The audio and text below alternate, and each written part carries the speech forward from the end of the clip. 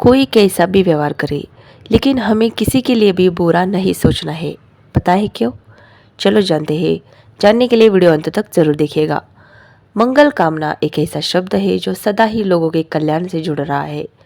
इसका अर्थ है हमें हमेशा अच्छा ही सोचना चाहिए, भले ही दूसरा हमारे साथ अच्छा व्यवहार ना करे, यानी हमारी मनोवृत्ति स्वच्छ होनी चाहिए। तुम्हारे कनेक्शंस में ऐसे लोग ज़रूर होंगे जो हमेशा से ही नेगेटिव होते हैं। उनकी नेगेटिविटी हर वक्त उनके साथ होती है। तुम कभी भी ऐसे लोगों को बदल नहीं सकते, चाहे तुम कितने भी एफर्ट कर लो। तुमने देखा होगा कि तुम्हारा कोई परिवार का ही व्यक्ति है जो हमेशा दूसरों की बुराई में इंटरेस्ट लेता है। उसको कमियां खोजने और निंदा करने में ही मज़ा आता है। वो दूसरों में हमेशा कोई ना कोई कमी ढूंढ ही लेता है, क्योंकि उसको सबसे महत्वपूर्ण काम यही लगता है। तुम उसकी कितनी चिंता करो, केयर करो, उसके लिए कितने भी इंतज़ाम करो, लेकिन उसका स्वभाव कभी बदलता नहीं है। वो किसी धार्मिक कर्म की तरह निंदा करता चला जाता है। बेसिकली वो पर पीड़ा में सुख लेना पसंद करता है। उसे दूसरों का डूबना ही अच्छा लगता है। उसे दूसरे का दुख में होना स्व के लिए एक आनंद की सर्जना है। अब ऐसा व्यक्ति तुम्हारे अपने परिवार का ही हिस्सा है, तो तुम क्या करोगे? तुम उसके लिए सब कुछ कर रहे हो, लेकिन वो तुम्हारी ही जड़ें कमज़ोर करने में लगा हुआ है। अब क्योंकि तुम्हारे कर्तव्य में शामिल है कि तुम्हें उसकी देखभाल करनी है, तो तुम किए जा रहे हो कि, लेकिन उसका रुक्ष स्वभाव, निंदक और पीड़क स्वभाव तुम्हें मानसिक तौर से काफ़ी परेशान भी करता होगा। ऐसी दशा में तुम अक्सर विकल्पहीन महसूस करते होंगे। इस दशा में अक्सर तुम्हारे मन में बदला लेने की भावना भी आती होगी। तुम्हें लगता होगा कि तुम्हारा सारा किया धारा व्यर्थ है। जिस व्यक्ति के लिए तुम इतना कुछ किए जा रहे हो, उसके लिए उन बातों का कोई मोल नहीं। वो हर किसी से तुम्हारी शिकायत करता नजर आता है। कोई उससे पूछे या ना पूछे, तब भी वो निंदा और बुराई के रास्ते खोज लेता है।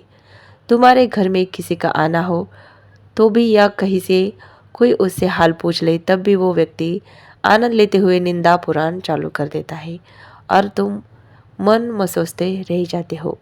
तुम देखते हो कि अब बहुत हो गया, अब नहीं सहना है, अब हद हो चुकी है, इसीलिए सबक सीखना ही है।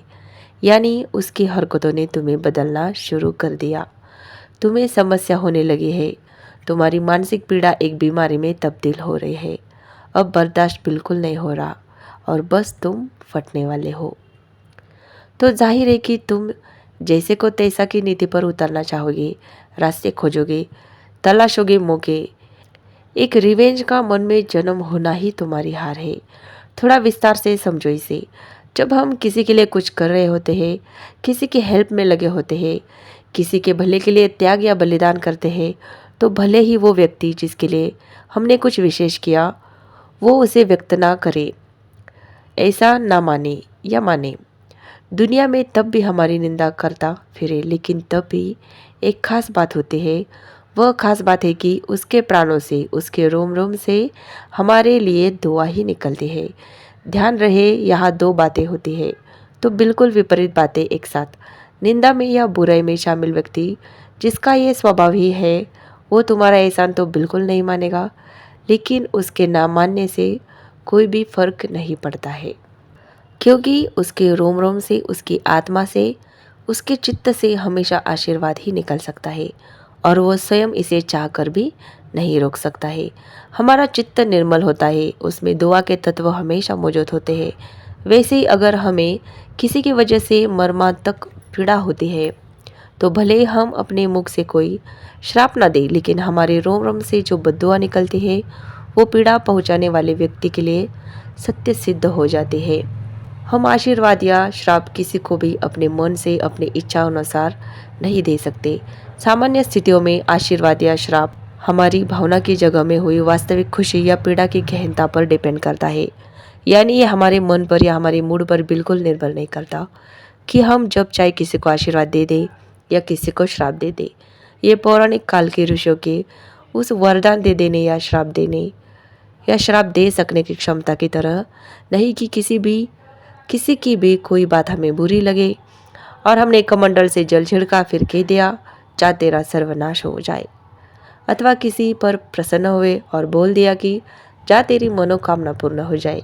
ये उस तरीके से बिल्कुल ही अलग है, क्योंकि ऐसे वरदान या श्राप देने की शक्ति तो केवल विशेष साधनाओं से विशेष संकल्प से ही हासिल हो सकती है। इसीलिए सामान्य रूप से क्या होता है हमें समझना चाहिए। इसीलिए भूल कर भी किसी के बारे में बुरा सोचना नहीं है, क्योंकि इसका असर उससे ज़्यादा हमारे ऊपर ही होता है। तो ऐसे ही आध्यात्मिक धार्मिक बातों से भरी हुई वीडियोज़ के लिए प्लीज़ चैनल को सब्सक्राइब कीजिए। वीडियो को लाइक और शेयर करना ना भूलिए। वीडियो अंत तक देखने के लिए आपका बहुत बहुत धन्यवाद।